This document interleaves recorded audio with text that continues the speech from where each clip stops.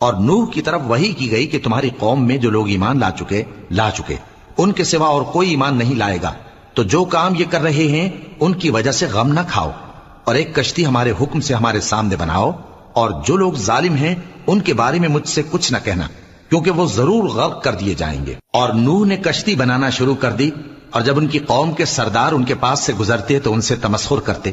وہ کہتے کہ اگر تم ہم سے تمسخر کرتے ہو تو جس طرح تم ہم سے تمسخر کرتے ہو اسی طرح ایک وقت ہم بھی تم سے تمسخر کریں گے، اور تم کو جلد معلوم ہو جائے گا کہ کس پر عذاب آتا ہے جو اسے رسوا کرے گا، اور کس پر ہمیشہ کا عذاب نازل ہوتا ہے۔ یہاں تک کہ جب ہمارا حکم آ پہنچا اور تنور جوش مارنے لگا تو ہم نے نوح کو حکم دیا کہ ہر قسم کے پالتو جانوروں میں سے